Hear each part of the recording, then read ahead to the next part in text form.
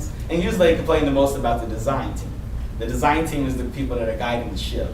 They come with all the ideas. Sometimes design is late, sometimes design is bad, but most often it's good once it comes out of design. So those are the 4 O's to success. Are there any questions on the 4 O's to success? Okay, next. Just questions. That's where we are now. I'd rather have this open forum than just to sit here and talk to you guys about my time in the game industry. I mean, you all are new to FIEA, I understand that, and I'm pretty sure y'all have questions. Yes, Ron. Hey, how you doing, Charles? I remember your early days early on, and I felt like there were a lot of challenges on those projects, and the nature of the studio as it was struggling there before it passed away. Can you relate any experiences from that you found valuable? Yes. The most valuable thing I learned at Gorilla was stay honest. Stay honest with your team. When I got there, a lot of the team was down. There wasn't a lot of honesty between a lot of the upper management, I guess, with the team.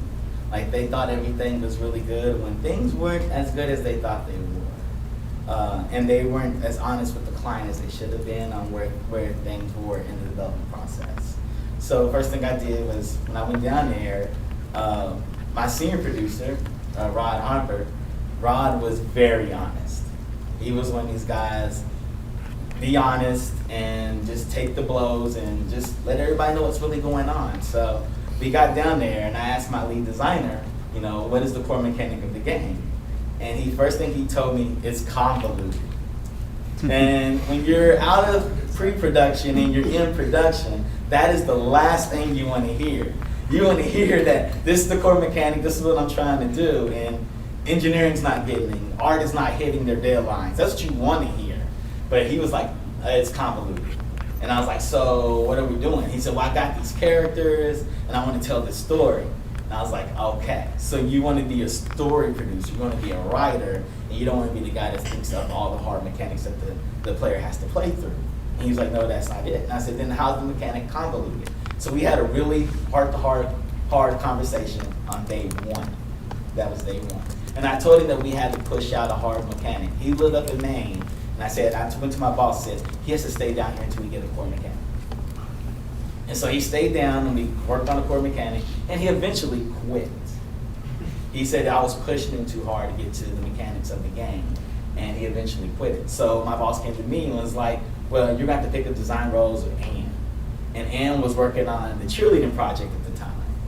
And she was like, well, I wanted that game initially, but now I'm back on the cheerleading project. I don't really care to be on that game as much, so you're going to have to work on the mechanics.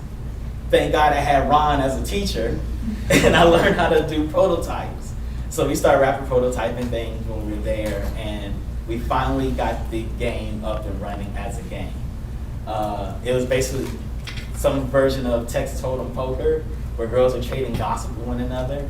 Then it was filled with a bunch of other mini games inside of it, but we finally got it up and running. And the whole time, the client actually thought that we were making this GTA style game for young girls. At the very beginning. Then we got honest with them and told them what we're making. We presented to the DS, and they were more happy about that than they were about this GTA style of game for girls that has these characters that already have personalities in the book series and that's coming out in the movies. So it was just being honest is the biggest thing I've learned there.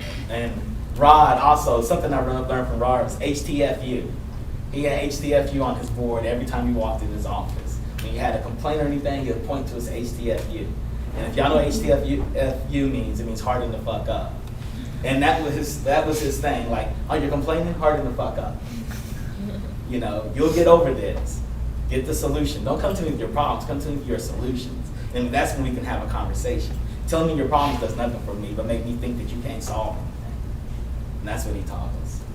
But yeah, it was an interesting experience because they had a lot of mini projects in there. And I think a lot of the projects were lost because they weren't purely honest with the clients they were dealing with, and eventually shut the studio down. They didn't manage the expectations of the client at all. That's a bad thing. You should always manage expectations of whoever you're dealing with. Yes? What kinds of experiences or hard skills or soft skills did you highlight on your resume after coming out of FIEA that you really felt helped you get a job or push you into the industry? Some knowledge of Python scripting, some knowledge of Maya, knowing how Maya works a little bit, Unreal Dev Kit, just things like that. As a producer designer, they just want to make sure you can prototype, make sure you know how to do rapid prototyping, and you can manage time well, and manage people over time. But that was it. When I got into the industry, you ramp up really quick. You learn as much as you possibly can. Never stop learning. They have Code Year online, and I'm learning how to code because Unreal 4 is one of those games that is going to take C++ or C. Yes.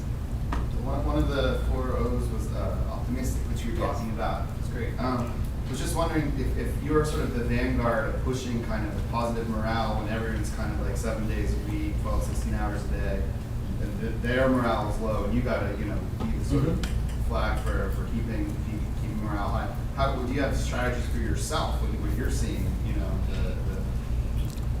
the impending, either doom or success of the project coming out that you can help relate? Things I would always do is always plan for the worst. Always know what the worst outcome can be, and that is your project being canceled.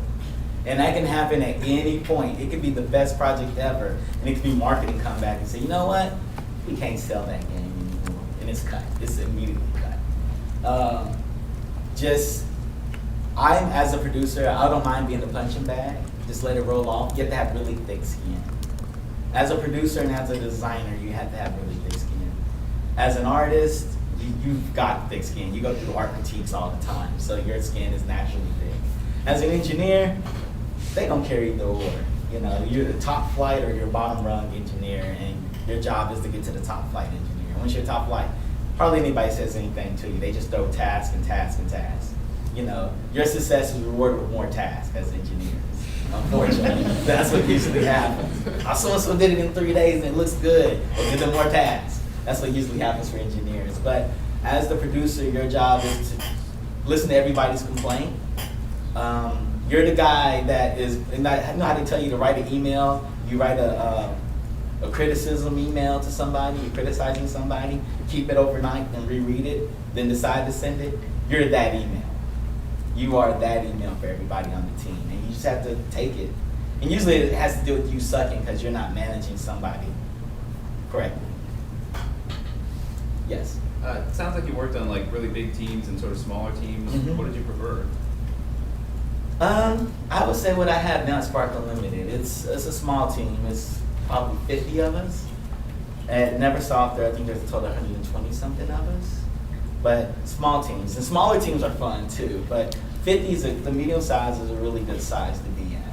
And unfortunately, at Spark Unlimited, there's a lot of great talent there. There are a lot of industry veterans in there that just know what they're doing. And so for me to come in, my job is just to relay information between everybody. And most of the times I want to write it down and send it out, but I don't have time to do that. Because as I'm typing the email, and I know I'm typing it to Tech Art to do some things, or I'm putting it in a spreadsheet for them to look at, and somebody else is coming around. Animation team's like, well, I need this, this, and this, and this, and this, and this for these matinees, or for this animation, this combat animation. The design is asking requests for me. So the medium-sized team is good. 50 people is manageable. I can walk around and talk to 50 people and know where everything is, like where sound department is with ambient sounds, where the music department is with music, where animations with combat animations versus the cinematic animations. How many characters get to get through the pipeline before the end of August or the end of September? I would know that just off the top of my head. So medium-sized, 50-member team is pretty good. And it shows some stability of your studio. 5-man studio is a little more unstable. It's like 50 is very stable. When you get in the hundreds of numbers, you become unstable unless you're just not doing a blockbuster like Call of Duty or something. And 5-man team is you're one step away from being closed, your game is not successful. 50 people, you can probably think of drum up a new project if you needed to, before you can let everybody go. Yes? You brought up expectation management. Yes. What exactly is that? Expectation management is when you're dealing with somebody you're telling them what they're going to receive at all times. Like, this is our milestone list, and there's 30 items on it. As you get closer to a milestone completion date, you may only be able to deliver 22 of those items. So as you get closer, you start talking to the client and telling them what's really going on. This is why we're not delivering this. This is why we're delivering this instead. And you get them comfortable with what they're getting at the end of the month. And so you're managing expectations. Like design saying, I need this on Friday. I have to have it on Friday. If I don't have it on Friday, I'm not going to be ready on Monday. And the engineer is saying, well, honestly, I'm not going to be done with it onto Tuesday. The following week, you have to talk to the designer and tell them what's really going on. Well, then that engineer's working on this and this. Which would you rather have, that or this? And they're like, well, I'd rather have that. You know, and it's just, you're trying to make sure everybody knows what they're getting at the end of the day. That's expectation management. Yes. What do you say your biggest obstacle for your career has been so far? And how did you overcome it? The biggest obstacle for your career? Not learning fast enough. I think that's the biggest obstacle everybody faces. As technology gets obsolete, you will too as well. So you always have to keep learning. The biggest obstacle is not being able to pick up as many skills as you think you want or need to go to the next step. You know, usually in layoff periods when you pick up a lot of your skills. And it happens a lot in the gaming industry. And what we realize in the gaming industry, it's more like the film industry. It's becoming more like film industry where they balloon for a project, the project is completed and everybody gets let go and they chill out for 2 months or 3 months, and that's when you pick up all your skills when you go on vacation because you have all your money saved up from all the crunch you've done. But it's becoming more and more like that. So it's picking up skills during the time that you are working, the hard skills that you really need to progress. If you're like an engineer or whatnot, you know, you're always coding, but you're not actually studying the best coding methods that have come up in the last year or two when you got put onto this project. And you can pick that up when you actually get let go or you go to the next project, learning new things. So I think that's the biggest hindrance is always learning new things all the time becomes tough. Would you say that's also like the biggest obstacle you've had to personally overcome as well, where you like not being able to learn new things fast enough, or? Personally, yeah, I think that is. And time commitment, work balance. You'll have times where you want to step away from it. And that's where your obsession has to kick in hard. Like, is this really worth it? You know, all these long hours, all this time spent. And you see a Metacritic score of 58 or 78. And you thought you all did an 87 job. Because it's like you will redo the same level or the same project 1,000 times before you ship and polish an iteration. For one person to play through it one time and tell you they don't like it. They don't understand all the love and labor that went into it. And you have to get used to that. That's something you really have to get used to. If you could go back in time 5 or 6 years and give yourself one piece of advice, what would that be? What would that be? 5 or 6 years, go back in time, 5 or 6 years, what would that be? Obviously regarding the gaming industry. Yeah, not just- yeah. I'm thinking about it. Let me think. That's a good question.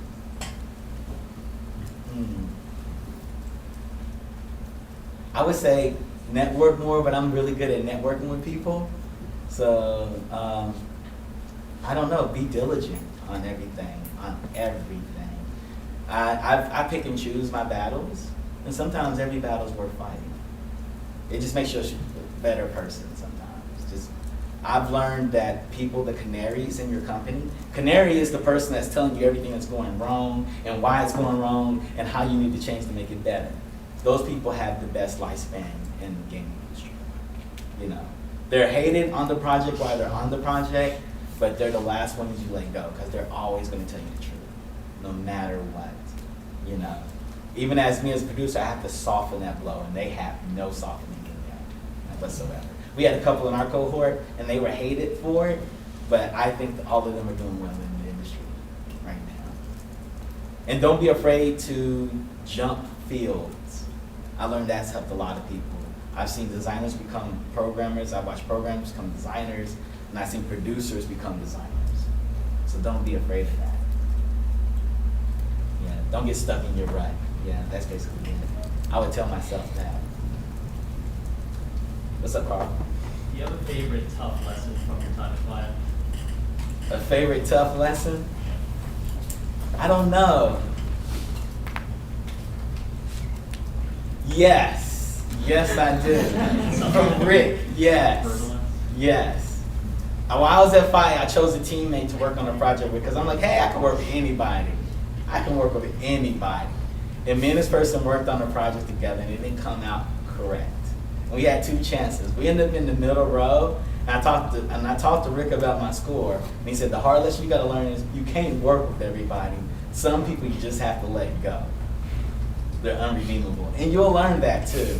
You'll learn that in industry. You'll have some people that are rock stars. They're easy to work with other people, and then they're good. And you have some people that are just bad, and you try to keep them around because they're good at what they do, and they just bring the whole team morale down. And so you have to learn, some people may be good at what they do, but they may be bad for the team chemistry, and you have to let them go. So that's the hard lesson I learned was you can't work with everybody, even though I want to believe you can. Any other questions? Yes. So how is that person different from the canary then? The canary does a good job, and they work well with everybody. Like, their still working relationship is always good. Usually canary is not going off in the studio just yelling at everybody. He talks to the directors and the leads. He pulls them to the side. This is what I think is going on. They're in leads meetings. They're talking to other producers. This is what I think is going on. They don't try to rock the boat over. They just tell you that the boat is rocking. You have some people that are purposely there rocking the boat all the time. And those are the people you cannot have on your boat. Yes. So like when you're between like companies or projects or anything, what's like, do you have like a thought process you go through? Like I'm gonna make sure like the company has this here, or the project has these type of things. Is there like a rubric you go through in your head? Or what companies you want to work for? Yeah. You always have your ideal companies you work for, but you apply to everything. It's a very competitive industry. And you can have the perfect skill set for a company, but that position may already be allocated to somebody else. Sometimes you can look at some job descriptions online, and you know it's geared towards a specific person. Just the actual skill set they want. They already hired that person.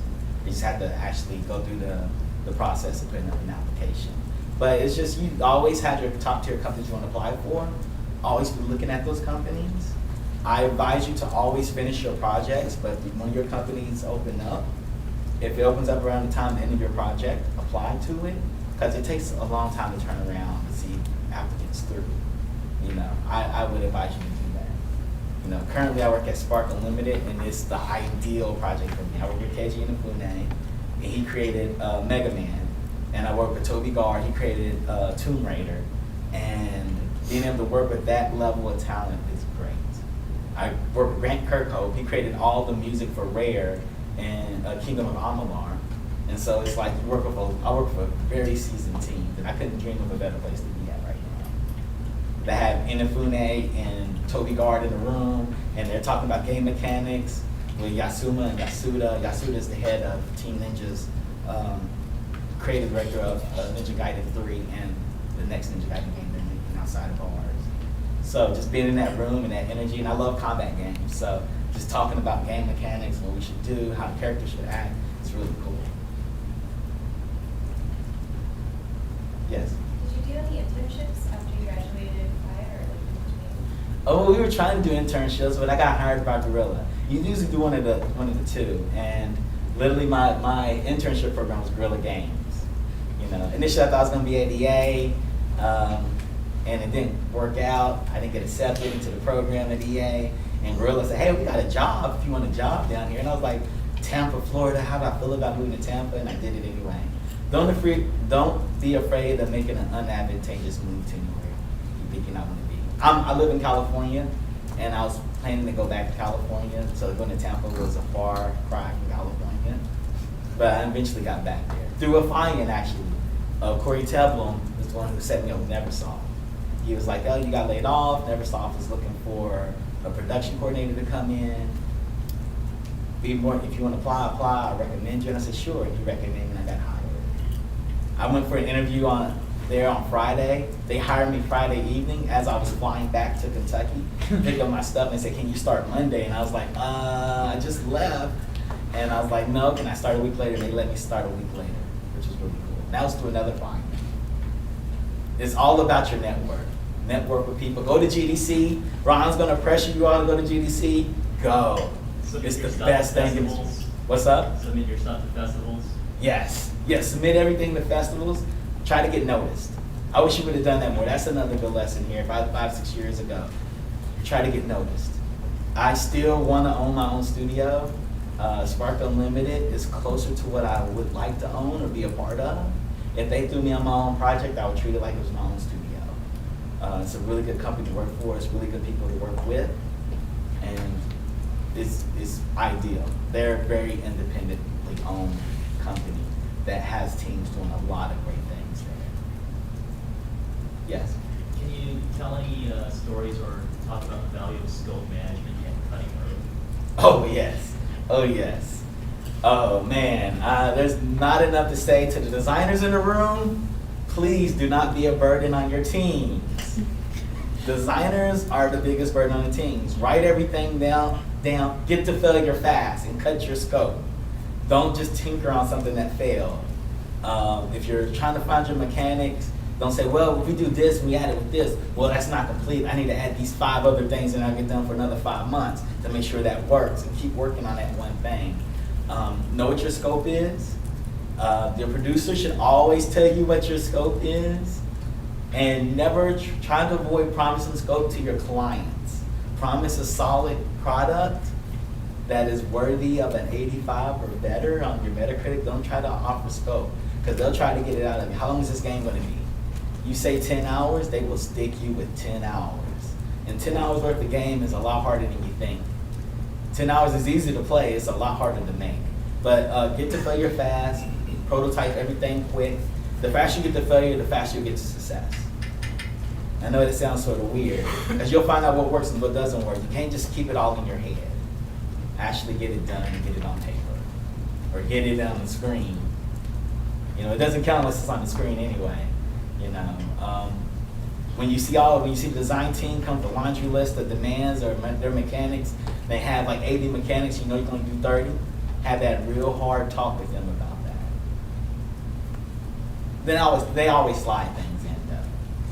So you know, there's never been a problem for team underscoping. They always overscope, no matter what. So I would definitely say scope, iterate, and evaluate the scope of your game. Maybe we shouldn't do this. Maybe this is too big for us. And be honest with yourself about it. We have a few members from the cohort that's been in here a year, working on creating their own games, entrepreneurial. What advice would you give to your industry for small kind of startups, given what you've seen? Startups? What I've learned, I've talked to a couple of professionals that started their own studios, and the first thing, you all are doing the right step by doing your own project. Get it out there. Try to get it in front of VCs, venture capitalists. Get people excited about your project. Blog about it, put it up, and put it in competitions. And when you put a game in competitions, you don't stop working on it. You continually work on it. You polish it and polish it and polish it. It'll go over eventually. Look at your mechanics, call out your mechanics to people, because people don't know what they're usually playing. I go to the Indiecade every year in Culver City looking at projects. Half the time I have no idea what I'm doing. And I ask them what type of game it is, they give me some art explanation of what the game is. Like, no, what is your game? What am I playing here? You know, one of the best games I played there was the Pew Shooter. And you get a controller and you have a microphone, you go pew, pew, pew, boom. And that's all you do, and it's a side-scrolling shooter. And I think that line was super long. And they had it up here. All you have to say is pew. And it makes the game shoot. And everybody loved it. Then I played in a game called Holocone, and it's a rhythm game, but when you play it, you have no idea what's really going on until after like 10 minutes in. And that's too long for any executive to play your game. They have to get it in the first 5 minutes. That means they have to bypass the credits, bypass your pretty title screen, bypass your opening cinematic, and play the game. The first 5 minutes are the most important. I would say keep working on it, work on another project, find your mechanics, get it uploaded on iOS, get it on Steam, whatever you have to do, get it out there. And keep plugging away. And use it as your calling card. What I've learned is when you talk to venture capitalists or whatnot and other professionals, you can say all the line. I can say every game I worked on and have a team of every game they worked on in front of them. And the first thing they'll say to me, that's somebody else's money. That's not your own.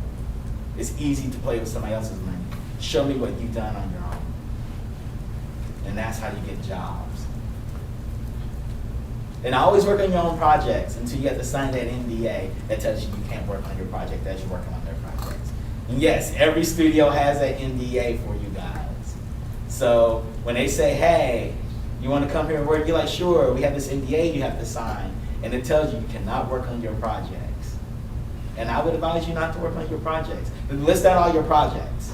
And you can list out all the ideas. Don't give them the names like third-person shooter, driving game. I think I have mine as third-person shooter, driving game, hack/slash game, melee combat game, fighting game. I think I listed all the game genres that I like working on my NDA, so they can never take confiscated from me. Because there are some publishers out there that will confiscate your idea if they can.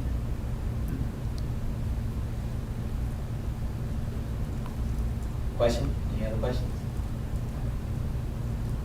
And when you call them out, you can work them on the side a little bit, as long as it's not identical to the game you're working on. But yes, I would advise you to read every contract you sign and understand what you're signing.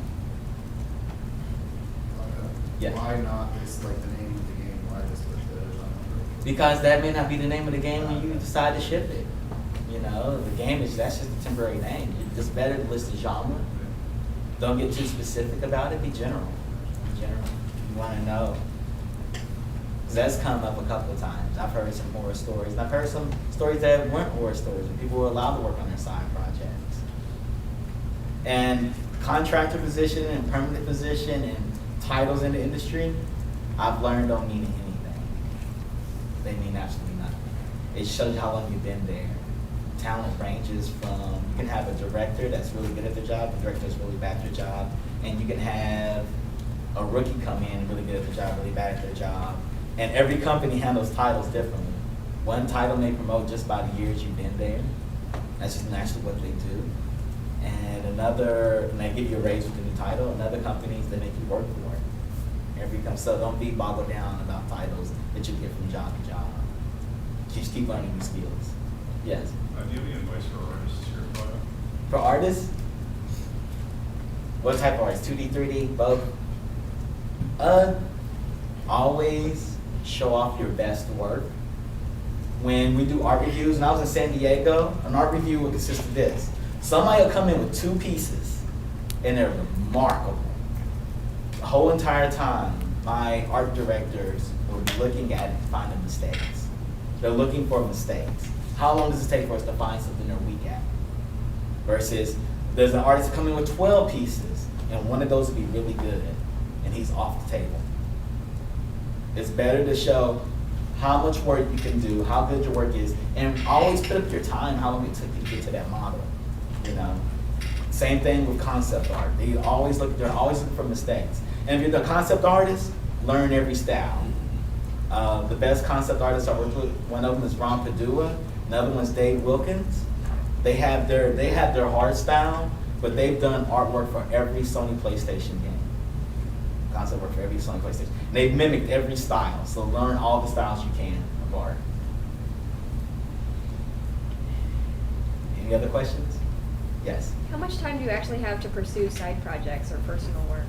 In the beginning of the project, you have 8-hour days at work, and that's easy. You can go home and work on side projects and play with them. Your side projects should always improve your skills too. They should always improve your your skill set. They shouldn't just be vanity projects as well. They should push you. As the production cycle kicks in, you have less and less time. And it's not like you have time that you want to do that. Sometimes you just want to go home and watch So You Think You Can Dance. Or you want to watch Bear Grylls. I don't know. You don't want to work. You don't even want to be in front of a screen, a computer screen, typing or drawing or anything. You chill out. But you have probably your weekends, all weekend work on a side project, and definitely you get laid off. That's when all the indie studios crank out really good projects. Because everybody's been sitting on their ideas, right? They're like, oh, I can't wait. Then they hit the layoff. They're like, well, I'm not looking for another job. I got money saved up, and then start cranking on a project. And some of them are fortunate to get it out there into the stores, in the digital stores, or in front of a publisher. Others are not so lucky, and they go back into industry. So that's when you have your time, is whenever you can find it outside of work is the best answer I can give you. And that ranges. And the longer the project goes, the less time you have. Yes? So could you talk a little bit about being wise with your money and saving some money in case you do get laid off? Because you said it quite a few times, but Oh, yeah. I hope people in the audience can pick up on that, because there's definitely, some people that aren't going to be so great at saving. So, Yes. maybe you can give some advice. Yes. I'm going to say it with somebody I know in the room that does this. Don't buy every video game that comes out when it comes out. Play every video game. Save your money. Be wise about your money. Watch how you spend it. You should definitely have 3 to 5 months saved up. I would say, if you can, save up a whole year's worth of money just in savings. Then that's when you start investing your money. You should always have it. Layoff periods come, you're usually out of work 2 to 3 months unless your skill is definitely needed. And skills that are definitely needed, can never get enough tech artists that are good and that are friendly.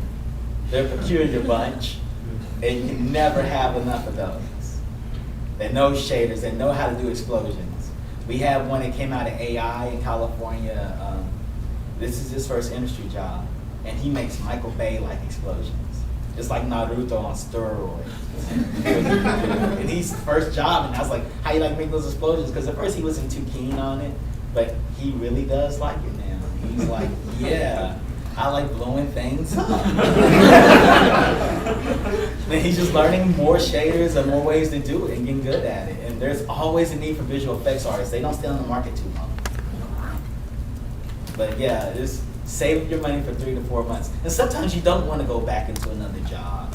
You just want to travel. You want to go to Venice. You want to go to France. You want to go to California. You want to go to Vancouver. And you want to pick and choose your jobs a little bit better. The more money you have saved up, the better your odds are in finding the studio that you want to go to. And you have to look for every $10,000 you want in a raise. It's a month out of work looking for that job. So if you're making 40 at one studio, you wait 2 or 3 months, you'll probably get 60 or 70, depending where you're going. And that's California prices. I'm not sure how they do here in Orlando. California, you need a lot more money to live off of. But yes, save your money. It's not always bad to say you ship the title and go out and buy a car. I've seen that happen too.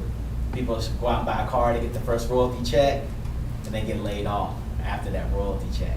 And sometimes if you're working on a game like Call of Duty, that royalty check is huge. And you're like, I'm gonna go buy a house, and they go out and buy the house, and like 2 months later, get laid off. It happens. And it's nothing they did. It was like the publisher, producer make your a line item. You got to cut half your staff. These are the people that have to go. They cost too much, and you're just a line item. Yeah. Any other questions?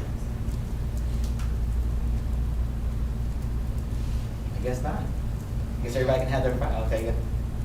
Yes. What are some main pros and cons of working in a bigger studio like Sony versus a smaller one?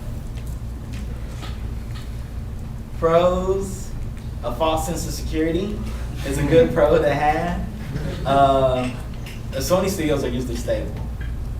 Santa Monica studios are stable. They're going to work you to death there, but it's stable.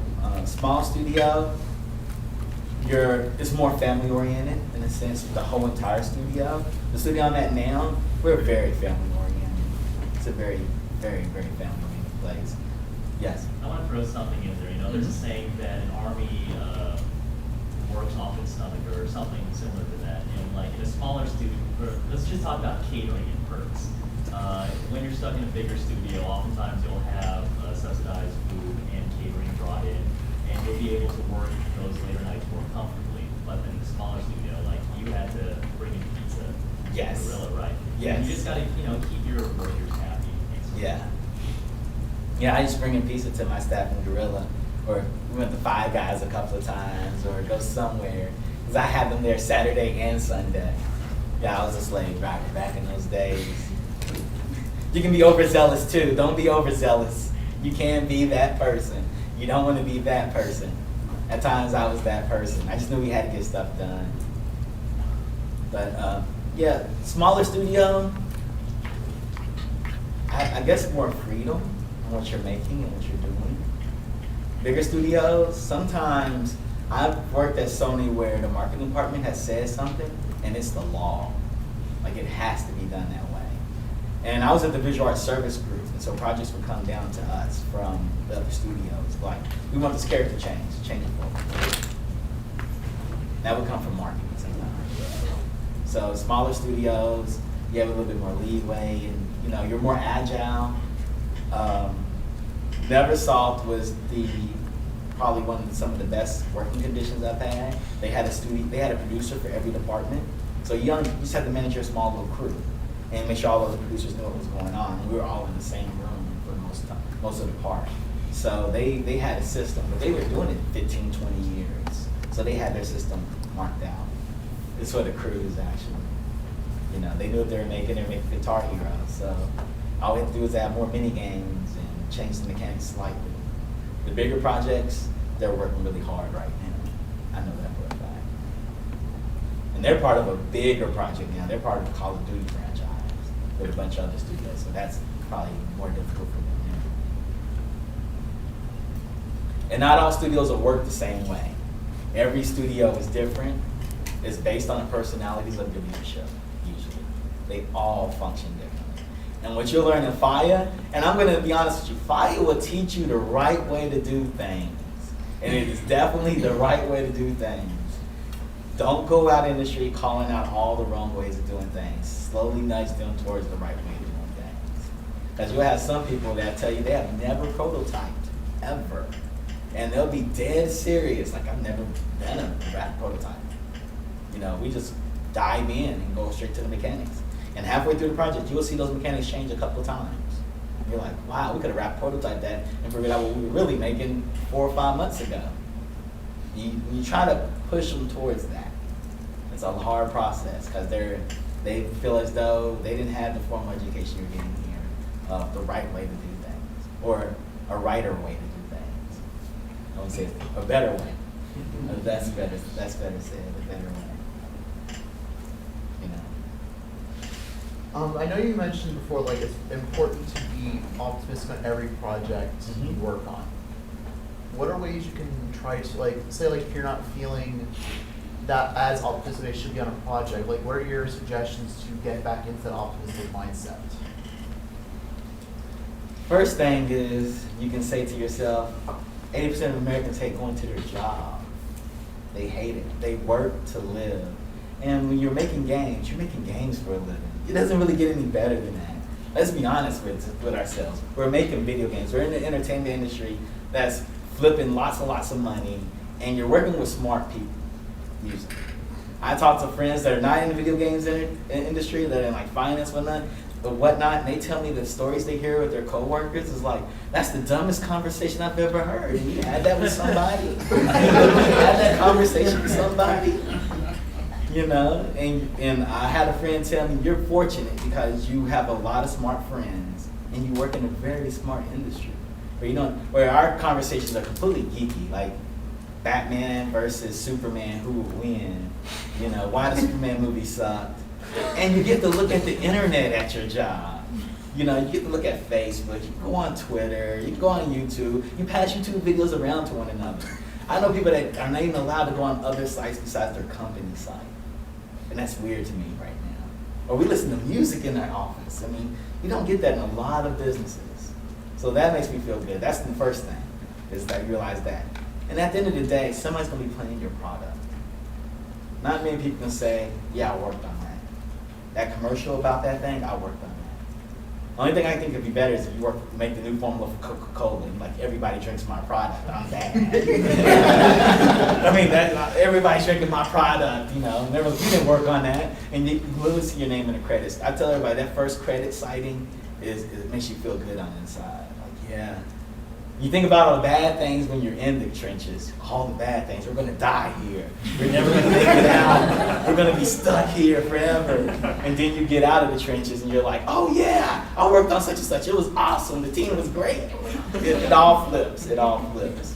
So-and-so was crazy. We thought they were gonna go postal on us a couple of times. They were chopping up steaks in the kitchen, right on the counter. Just chopping steaks. We asked them if they're gonna cook, and they're like, no, I just like cutting meat right now. You know? Stuff like that happens, you know. Or they be like, hey, let's go to the MMA ring and we should all box each other. Like, nah, that's not gonna end well. You know, but we're in that industry where you can look at the internet on your computers. And so it's good, you know. You tell your friends you make great games, they're like, oh, that's corny. They see a game you worked on, like, you worked on that? That'll happen all the time, you know. Any other questions? I want to piggyback on some of the comments here from the last 2 points where, obviously, again, what you're going to learn, we're confident what we're teaching you, and we're confident what we're teaching you, which is why you're here. But you are going to an industry that has a lot of smart people. As we work to introduce you guys do your internships, we have seen a few people, the students struggle when they go in and they try to immediately go in and tell people how to do the job and how to do things right. Anywhere you go, I know when I first came in here working with faculty, it took a while to get them used to being out. They all trust me, and I will, hopefully I'll gain their respect during that time. So, nudge, as he's saying, everything he's saying is goes in so many industries, but especially in this industry, because there are already so many smart people that you're going to be working with. So, just wanted to re-emphasize that point. Nudge. They're going to be hiring you because they trust that you're smart. They trust that you can bring something to them. But be humble about how you go about it. Yeah, it's tough. That I was working on the NBA Live project, and a lot of that is people who work well together. And during the interview process, there were a lot of rock stars who were good at their fields, but because they had acidic personalities, they were not welcome on the team. Otherwise, there would always be fumbling or during meetings, or this person can bring you down, telling you that you're doing it wrong, and it's stubborn-headed, whatever. So you want to grease the wheels a lot, and that's something I learned from the improv classes. Is everybody needs to know where we're going. You are a part of the machine. Everyone needs to work together well. So if there's anything that you should really strive to improve yourself, is your ability to work with other people and not be stubborn, be open-minded. Tell them your thoughts, but be articulate about why you see your viewpoint as being valuable and changing direction, that sort of thing. Don't be the acidic personality. It doesn't matter if you're a rock star. If you're a rock star and you suck, people-wise, then you won't last long. It's painful to let rock stars go as they're acidic. It is painful because they're good at what they do. They just don't work well with the team. If you're good at what you do, but your personality deteriorates 10 other people, you're not worth keeping around. Those 10 people are more important. And that's how you have to look at it. Yeah, and there's no absolutely right way to do something. It's just better ways to do things. In the FIEA, you're in an academic atmosphere, so you're allowed to make mistakes at this point. You're spending your own dollars. You're not spending a publisher that is harping over you. And they may have a great grand idea that doesn't really fit in your game design, and you have to some way slide it in there to some magnitude that they're happy with. So, there's better ways to handle things versus the right way. There's always a better way. And then usually the people you're working with, they know there's a better way. They just come with the way they're working because it gets things done. Like there is a point where Agile and any other design methodology flies out of the door, and it's just get her done. Get her done. Just get her done. They'll tell you too, just get it done. Whatever it takes, get it done. And you're like, okay, and everybody knows it. Neversoft, we scheduled crunch. We call them hardcores. And we scheduled it throughout the project. So at the end there, crunch wasn't that bad. Of course, they always knew what they were making. They're making. I came in there on their third iteration of Guitar Hero. They had 2 Guitar Hero teams working in there side by side. So I came in there then, and they just like, oh, we have to schedule hardcores next week. And I was like, schedule hardcore? Like, yeah, that's our crunch.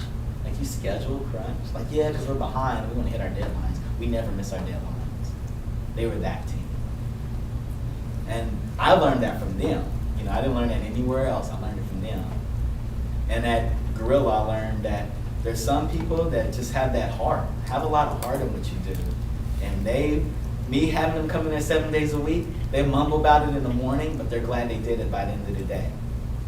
When they see me ship that milestone off, you never seen some people celebrate with beers and going to Gators Dockside in Tampa. If y'all never been there, go there. It's great wings on Monday. Yeah, it's definitely get her done. Just make sure you get it out. What's up? You were talking about your background. Have you ever considered applying to a Japanese company? Yes. Yes, I have applied to a Japanese company. It was Kojima Studios. And it was at GDC. I just applied for a job. They're like, oh, you should come to GDC. I wasn't going to GDC that year. I think it was my second year. And I wasn't planning on going. They were like, meet us at GDC. We want to interview you. And I got to the forefront of the interviews. And Kojima walked in my interview and sat down. And they had me design a mechanic with a dog and a cat in the doghouse in Japanese in front of them. I grabbed a prototype it out for them. And I was like, I'm here for production because of the role, but they want to see if I can design as well. And they operate differently. Right now, we're co-developing with Concept, and the cultural differences. There are cultural differences. They operate differently. You know, good, bad, and different. But I would.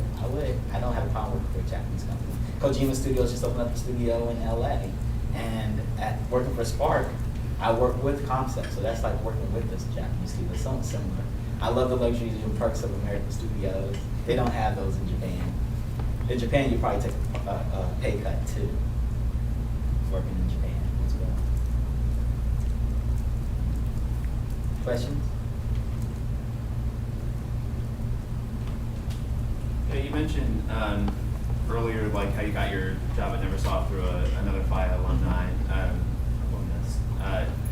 Do you find FIEAns all over the place? Like they say that a lot here. Have you kept in touch with a lot of people from when you were in FIEA, or how do you find that like sort of influences your life now? I'm more attuned to my cohort than anything else. We're pretty tight, man, I think. The ones of us that are still there. We all check up on each other from time to time. We ask questions. Even the crazy ones, we check up on them from time to time. Yes, you will. You'll see the crazy come out. It's going to come out one of these long nights here that hasn't came out yet. But yeah, I think we're pretty much spread everywhere. Like anywhere you can look up now, you can see there's a FIEAn there. You know, we work with Unreal Engine. We have a FIEAn there, Billy Raymond. I had a question and he could answer it, so I just reached out to him. You know, but usually our cohorts are really tight. I know people from the third cohort. I know a couple from cohort 5, and I think I may know somebody from cohort 7. It's nice to see FIEAns out there, and I always recommend FIEAns to a position. I would always recommend it. That's one thing you do when you get in your studio. Bring along the FIEAns. They bring a different type of thought. It's more academic thought to the process, and not just, you know, this is what we've always done for the last 15, 20 years. There's actually a method to the madness, and you bring that with it. Even in Get Her Done, you bring a method to the madness. Great, well, why don't we thank Charles for coming down?